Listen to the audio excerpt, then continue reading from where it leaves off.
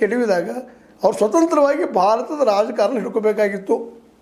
ಹಿಡ್ಕೊಂಡ್ರೆ ನಾವು ಇಲ್ಲ, ಇನ್ನೂ ಕಡಿಮೆ ಅದರ ಸಂದರ್ಭದಲ್ಲಿ ಎಲ್ಲ ಮಾಡ್ಕೊಳ್ರಿ ಅದನ್ನೆಲ್ಲ. ಅಂದರೆ ಇದರ ಅರ್ಥ ಕೇವಲ ಮೆರಿಟ, ಕೇವಲ ಮತ್ತೊಂದನ್ನು ಇಟ್ಕೊಂಡು ನಾವು ಸಾಧಿಸ್ತೀವಿ ಅಂತಂದಿದ್ದ ಸಾಧ್ಯ ಆಗಲಿಲ್ಲ.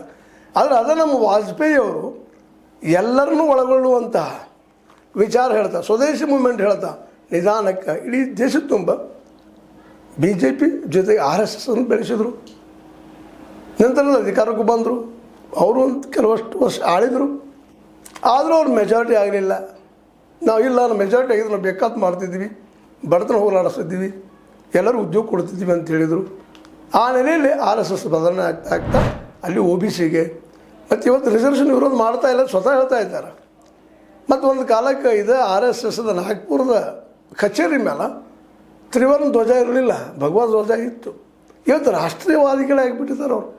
ಯಾಕೆ ಅದು ಬದಲು ಯಾಕಾದರು ಆ ಭಗವಾ ಧ್ವಜ ಹಿಡ್ಕೊಂಡು ಹೋಗ್ಬೇಕಾಗಿತ್ತು? ಅದನ್ನು ಹಿಡಿದಿದ್ರೆ ಇವತ್ತು ಅಧಿಕಾರಕ್ಕೆ ಬರ್ತಾನೆ ಇರಲಿಲ್ಲ. ಇದು ಶತಸಿದ್ಧನ ಇದು. ಅಂದ್ರೆ ಅಧಿಕಾರ ಮುಖ್ಯ ಅಂತ. ಅಧಿಕಾರ ಒಂದು ಸಕ್ಕೆ ನಾವು ಬೇಕಾದ ಮಾಡ್ಬೋದು ಅನ್ನೋದು ಇವತ್ತು ಗೊತ್ತಾಗಿದೆ RSSದವ್ರಿಗೆ. ಅದಕ್ಕೆ ಅವರು ಈಗ ಮೀಸಲಾತಿ ವಿರೋಧ ಮಾಡೋದಿಲ್ಲ.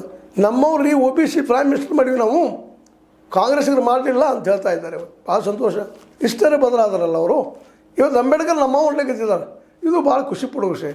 ಯಾಕಂದ್ರು ಅಂಬೇಡ್ಕರ್ ರೀತಿ ಬೆಳೀತಾ ಇದ್ದಾರೆ, ಅಂಬೇಡ್ಕರರ ಫಾಲೋವರ್ಸ್ ಬೆಳೀತಾ ಇದ್ದಾರೆ, ಅವರಿಂದ ಮತಗಳಿದ್ದ ಅವ್ರ ಹಿಂದಂತೇಳಿ 17% ಇವತ್ತಿನ ಲೆಕ್ಕದ ಪ್ರಕಾರ. ಸಣ್ಣ ಪರ್ಸೆಂಟೇಜ್ ಅಲ್ಲದು. ಜೊತೆಗೆ OBC ಕೂಡಿದ್ರೆ, ದಲಿತರ ಜೊತೆಗೆ ST ಕೂಡಿದ್ರೆ, ಮೈನಾರಿಟಿ ಕೂಡಿದ್ರೆ 85% ಆಗ್ತಾರೆ.